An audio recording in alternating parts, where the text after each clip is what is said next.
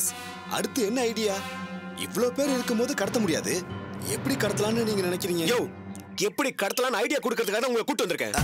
Okay boss, okay boss. அந்த பொண்ணு மட்டும் எழுந்து கொஞ்சம் தனியா வரட்டும். அப்படியே ஈய பிடிக்கிற மாதிரி பிடிச்சி நம்ம வண்டியில போட்டுருவோம். ஓகேவா பாஸ்? யோ, உங்களை தான் நம்பி இருக்கேன், பாத்துக்கங்கயா. பாஸ், எங்களை நம்பிட்டீங்கல்ல, நாங்க எப்படி வேலை செய்யறோம்னு நீங்க பார்க்க தானே போறீங்க. ஒரு நிமிஷம் பாஸ், சாப்பிடுறதுக்கு முன்னாடி இந்த மாத்திரையை போட்டுருவோம். யோ, எதுக்கு இந்த மாத்திரை? இல்ல பாஸ், எனக்கு சுகர் இருக்கா, அதான் சாப்பிடுறதுக்கு முன்னாடி இந்த மாத்திரையை போட்டுறணும். அதுக்காக தான்.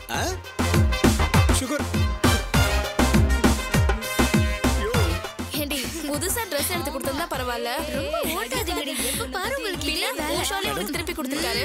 ஐஸ்கிரீம் வந்துருச்சு. தோ ஐஸ்கிரீம் வந்துருச்சு. இது எனக்கு தான். அவசரப்படாதே, கொஞ்சம் பொறுமையா இரு. நீயா வாங்கி தர, பூமிகா தான வாங்கி தர.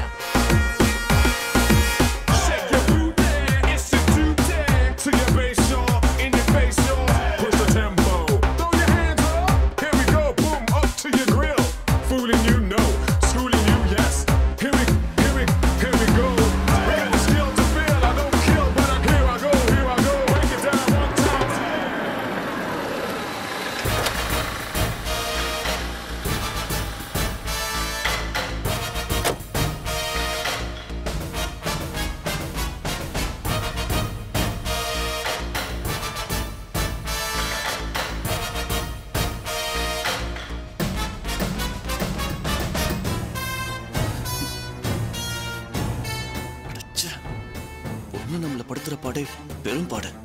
இதுல அப்பங்கார வேற வந்துட்டானா? இன்னைக்கு நமக்கு நேரமே சரியில்லை போல இருக்கு. அந்த ஆள் கண்ணில் பட்டா வீணா திட்டு வாங்க வேண்டி வரும்.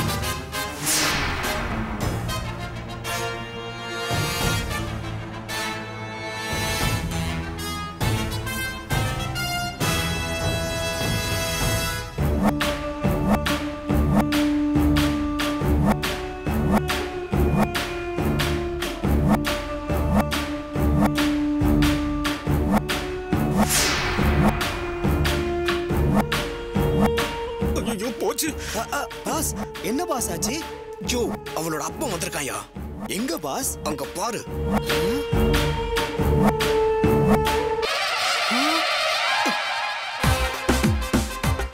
அப்படியே பதவிடா. யோ, நீங்க எதுக்கே ஒளியறீங்க? பாஸ், பொண்ணோட அப்பனா எங்களுக்கும் பயமா இருக்காதா? Sir order. தோசை தானே? ஆமா சார். ஆயில் கம்மியா போட்டது தானே? ஆமா சார். டேபிள் வச்சு நீங்க போங்க. Okay sir. அண்ணே, சார் டேபிளுக்கு என்னதான் தேடுறீங்க சார்? உங்க ரெஸ்டாரண்ட்ல இந்த இடத்துல தோண்டா பெட்ரோல் வரும் சொன்னாங்க, அதான் தோண்டிட்டு இருக்கோம். யோ, வச்சிட்டு போயா. சரிங்க சார். நாங்களே பதுங்கி இருக்கோம். இவங்க அண்ணே, தோசை எப்படியா இருந்தாலும் சாப்பிட்டு தான்டா போவோம். அமைதியா இருந்தா உங்களை வச்சு நான் என்னத்த பண்ண போறணும்?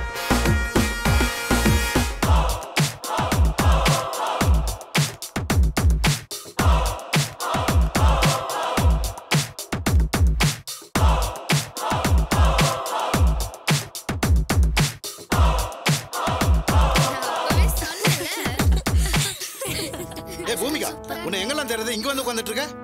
அப்பா, என்னப்பா, என்ன விஷயம்? அம்மாக்கு ஏதாவது பிரச்சனையா? இல்ல, அம்மா நல்லா தான் இருக்கா. நீ உடனே வீட்டுக்கு கிளம்பு, வா போலாம். அப்பா, என்னப்பா, நாங்க இப்பதான் வந்தோம்.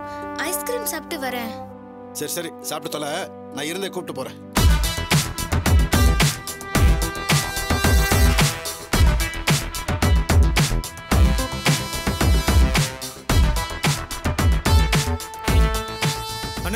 ரொம்ப நேரம் இப்படியே உட்கார முடியலண்ணே, முட்டி வலிக்குதுண்ணே. டேய், கொஞ்சம் வாயை மூடிட்டு பேச மாட்டா. அட பாவீங்களா, பேஷண்ட்களை வச்சு நான் என்னையா பண்றது? சாப்பிடுமா. சரிப்பா. ஏய், என்னடி பிரச்சனை? தெரியலடி. காரியமே கெட்டு போச்சு. ஒரு ஹிம்சை இருந்தாலே நம்ம மான மரியாதைலாம் காத்துல பறந்துடும். பத்தாததுக்கு அந்த கண்ணாடிக்காரியோட அப்பா வேற வந்துட்டான். இன்னைக்கு நம்ம அர்ஷினியை பார்த்த மாதிரி தான். இப்ப என்ன பண்றது?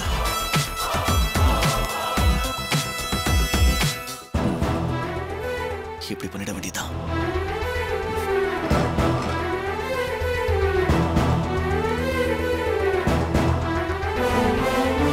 நண்பா, சொல்லுங்க சார். எனக்கு ஒரு ஹெல்ப் பண்ண முடியுமா? சொல்லுங்க, என்ன ஹெல்ப் பண்ணும்? என்ன தேடி ஹர்ஷினின்னு ஒரு பொண்ணு வருவாங்க. ஓகே, அவங்க கிட்ட நான் கொடுத்தேன் இந்த கிஃப்ட்டை கொடுத்துறேன். கொடுத்துறேன் சார். ஓகே, சரி என்ன பேர் சொல்லி கொடுப்பீங்க? சரவணன் சார் கொடுக்க சொன்னாருன்னு சொல்லுவேன். காரியத்தையே கெடுத்துருவீங்க போல இருக்கு. சரவணங்கிற பேரே வரக்கூடாது. அவங்க கேட்டா கமல் சார் கொடுத்தாருன்னு சொல்லி கொடுத்துருங்க. கமலா? சரவணன் தானே சார் உங்க பேரு? அதெல்லாம் அப்படிதாங்க. நீங்க கமல் சார் கொடுத்தாருன்னு சொல்லி கொடுத்துருங்க. Okay sir. ஓகே, மறந்துடாதீங்க. முக்கியமா கமலுங்கிற பேரை மறந்துடவே மறந்துடாதீங்க. Okay sir. ஓகே, கொடுத்தா வரேன்.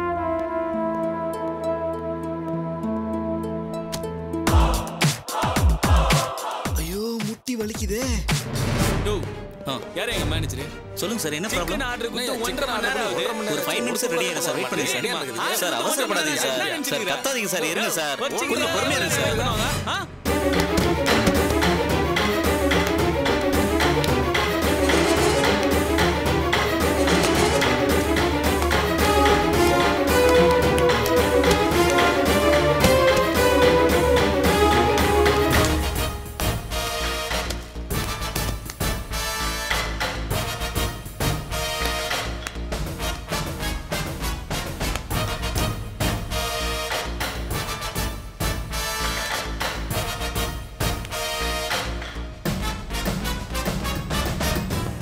அங்கிள் வெயிட் பண்றாரு. மேடம் பில் கொடுங்க. எவ்வளோப்பா பில்லு? 375 சார். இரு, இந்த மீதி டிப்ஸா வச்சுக்க. Thank you sir. போலாமா? போலாம். வா. அப்பா நான் 2 வீலர்ல வந்திருக்கேன். அது எப்படி? சரி பரவாயில்ல, நீ முன்னாடி 2 வீலர்ல போ, நான் பின்னாடி கார்ல வரேன். என் கண்ணை விட்டு மரியாதை தூரத்துல போனோம். சரியா? எழுந்திரி போலாம். என்னாச்சுப்பா? நான் சொல்றதை மட்டும் செய். எழுந்திரி, வா போலாம். வாங்கடி. வா.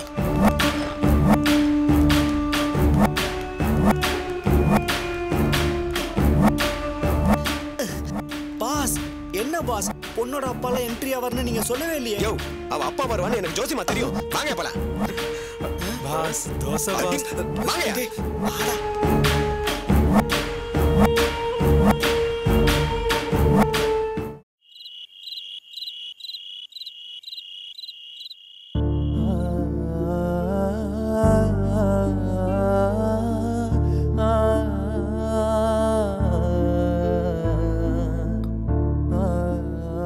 ஹலோ, திலீபன் இங்க வந்தாரா?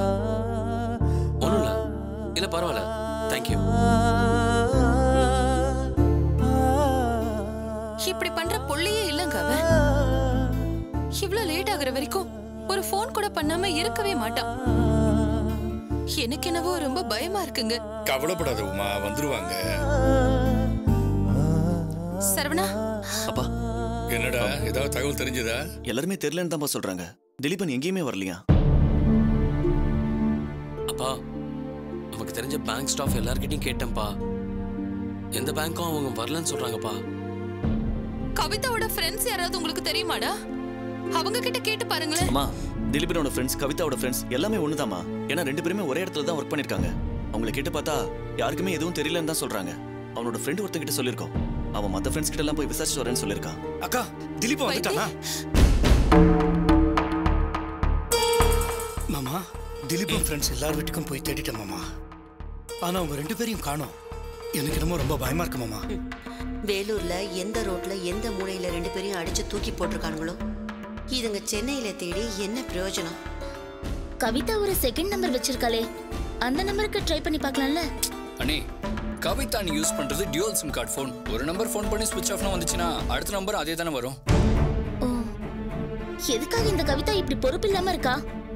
சாதாரணமா லேட் ஆனாலே அத்தை பதறுவாங்க. இப்ப எங்க போயிருக்கோன்னு சொல்லாமலே போயிருக்காங்க.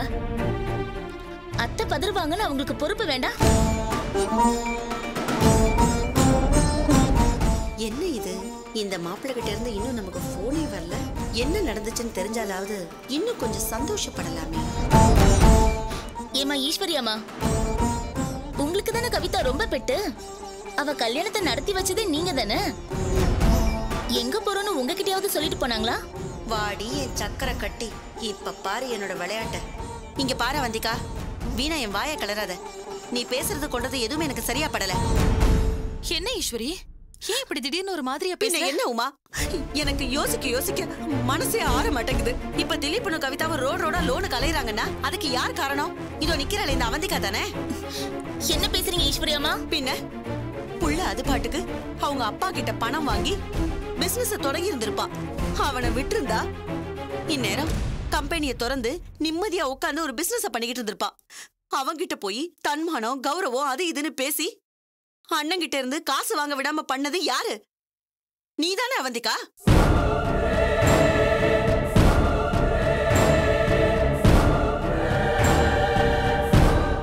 நீ சொன்னேன்றதுனாலதான் அண்ணன் தர பணத்தை கூட வேணான்னு சொல்லிட்டு அவன் காசுக்காக இப்படி பேங்கா ஏறி இறங்கிட்டு இருக்கான். இன்னைக்கு பேங்க் லோனுக்காக போனவங்களை இன்னும் காணோம். தன்மானம் கௌரவம்னு பேசுனது நான் இல்ல, திலீபன் தான். அவன் பேசுனது அவனுக்கு ஞாபகப்படுத்தின, அவ்வளவுதான். முதல்ல அதை தெரிஞ்சுக்கோங்க. இல்ல அவந்திகா, நீ என்னதான் சமாதானம் சொன்னாலும் என்னால அதை ஏத்துக்க முடியல.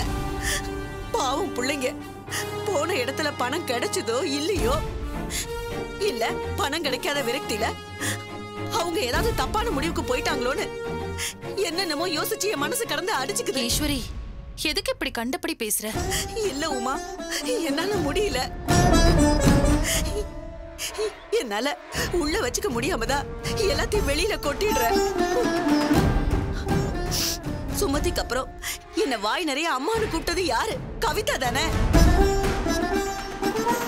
அவனா பெத்து எடுக்காத பொண்ணு உமா. அவளுக்கு எதுவும் ஆயிடக்கூடாதுன்னு என் மனசு கிடந்து அடிச்சுக்குது. அவங்களுக்கு எதுவும் ஆகாது. நீங்களா தேவையில்லாம கற்பனை பண்ணிட்டு இருக்காதீங்க. கண்டபடி பேசுறது இல்லாம என்ன வேற தேவையில்லாம குத்தம் சொல்றீங்க. என்னடா அது? அண்ணே, அவங்க சொன்னதுல என்ன தப்பு இருக்கு? அவந்திகா, பிரபா என்ன ரொம்ப ஓவரா பேசுற? ஏன்னா இது பேச வேண்டிய நேரம், அதனாலதான் பேசுறேன். இல்ல ஈஸ்வரியத்தை சொன்னாலும் சொல்லாட்டியும் திலீபன் அப்பா கிட்ட பணம் கேட்க விடாம பண்ணது யாரு? நீங்க தானே. இந்த வீட்டுல இல்லாத பணமா இல்ல நம்ம கிட்ட இல்லாத சொத்தா? சொடக்கு போடுற நேரத்துல அப்பா கோடி ரூபாய் புரட்டுவார். அந்த அளவுக்கு கெப்பாசிட்டி இருந்தும் ஆனா இன்னைக்கு எங்க அண்ணன் பணத்துக்கு அலையிறானா, அதுக்கு காரணம் யாரு? நீங்க தானே. நீ அப்படி போடுறா என் சிங்க குட்டி.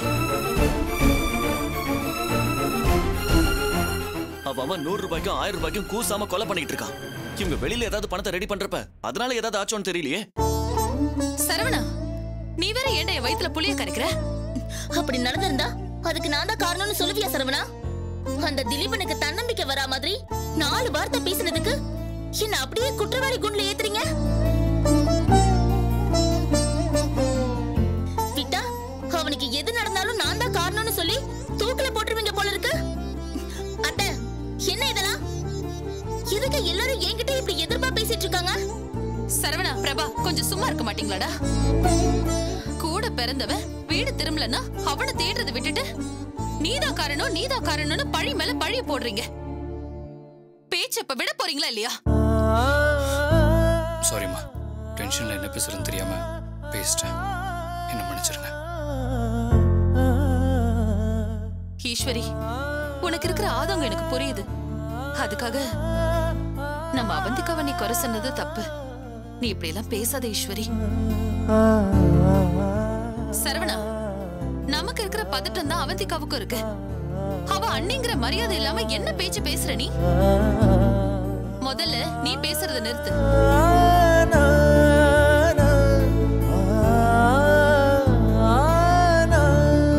பாத்தீங்களா அவந்திகா, நீங்க என்ன செஞ்சாலும் எங்க அம்மா உங்களை விட்டு கொடுக்குறாங்களான்னு பாத்தீங்களா?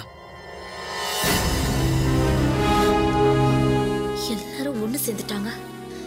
திலீபன் கவிதாவுக்கு ஏதாவது ஆச்சுன்னா நம்மள கொன்றுவாங்க போல இருக்கே. டேய், முதல்ல இந்த வாக்குவாதத்தை குறைங்கடா. இங்க இருந்து ட்ரை பண்றதுல எந்த பிரயோஜனமும் இல்ல. நடராஜ், அப்பா நீ என் கூட வா.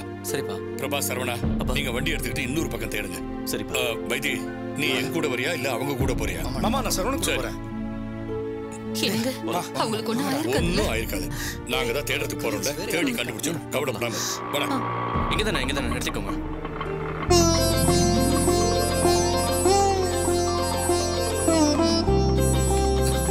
இதை வந்துட்டா என்ன?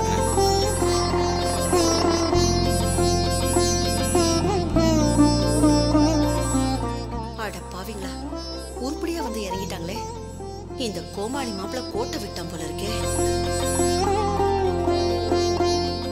அங்கேயே நிக்கிறாங்க.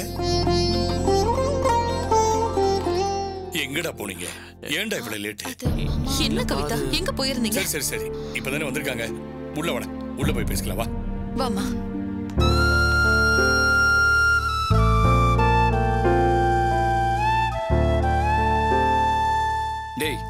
எங்கடா பிறந்த எவ்வளவு நேரமா? எங்க இருக்கங்கிறது ஒரு ஃபோன் கூட பண்ணி சொல்ல மாட்டியா யார்ட்டையும்? டேய் என்னடா ஆச்சு? வீடே கொதிச்சு போய் கிடக்கு. என்னாச்சுன்னு கேக்குற? ஏண்டா எங்கேயாவது போனீங்கன்னா எங்க போறேன் என்ன பண்றேன்னு சொல்ல மாட்டியா? டேய் சும்மா இருடா. ஏமா உங்களுக்கு ஒண்ணு ஆகலையே? காலையில போனவங்க நீங்க. நைட்டு 9:30 மணி ஆயும் உங்ககிட்ட இருந்து எந்த தகவலையும் காணோம். அதனால நாங்க எல்லாரும் பதறி போயிட்டோம். உங்க போனுக்கு என்னாச்சு? ஏன் ஸ்விட்ச் ஆஃப்னு வருது? அது இல்லம்மா, வேலூர் போயிருந்தோம்.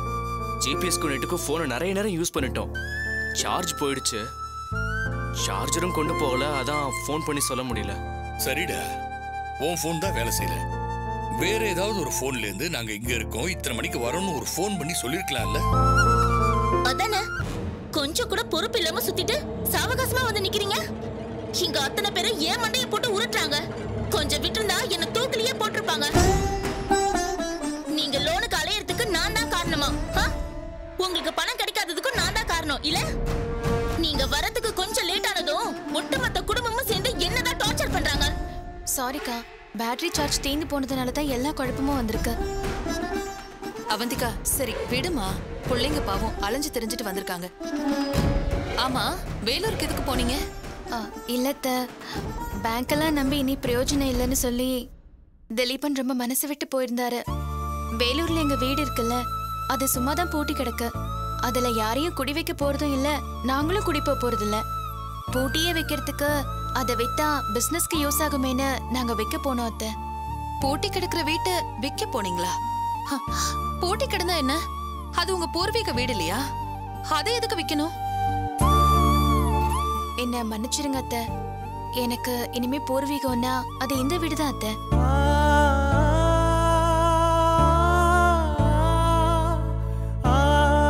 சொந்தம் பந்தம் அன்பு ஆதரவு எல்லாமே இந்த வீடுதான். அம்மானா அது நீங்க தான். நிச்சயமா அந்த வீட்டு மேல எனக்கு எந்த சென்டிமெண்ட்டும் இல்ல, அதான் வித்துட்டோம். இப்ப எங்க பிசினஸ்க்கு 40 லட்சம் ரூபாய் கிடைச்சிருக்கு அத்தை. அத்தை, ஐயோ, கேட்க கேட்க வயிறு எரியுதே. அந்த கூறுகட்ட மாப்பிள்ள என்ன செஞ்சான்னு தெரியலையே. அனி, இது உங்களுக்கே ஓவரா இல்ல? எங்க அப்பா பணம் கொடுத்தா அதை வாங்க மாட்டீங்க, ஆனா நீங்க மட்டும் உங்க அப்பா வீட்டை வித்து அதுல பிசினஸ் பண்ணலாமா? என்ன நியாயம் இது?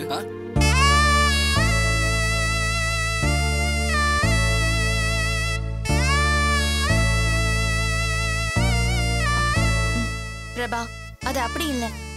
இப்ப எங்க அப்பா உயிரோட இல்ல, அதனால அது எங்க அப்பாவோட வீடுன்னு சொல்ல முடியாது. எப்படி பார்த்தாலும் அது ஏன் வீடு தானே. திலீபன் தொழில் ஆரம்பிக்கிறது நான் ஆரம்பிக்கிற மாதிரி தானே.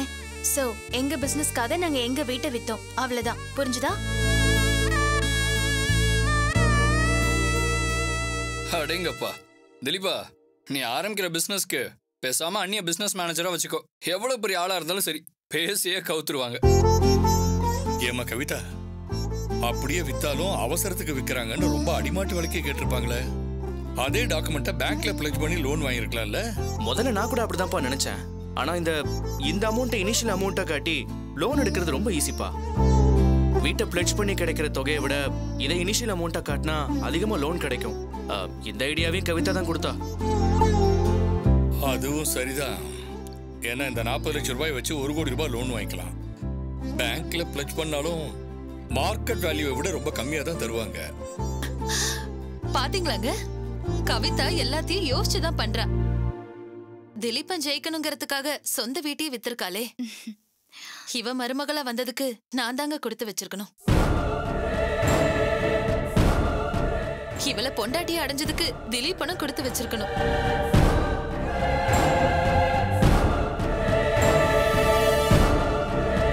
கவிதா, வர வர நீ எங்க அம்மா மாதிரி ஆயிட்டு வர. அப்பாவுக்கு அம்மா எப்படிலாம் உதவி பண்ணாங்களோ அதே மாதிரி நீயும் திலீபனுக்கு உதவி பண்ற.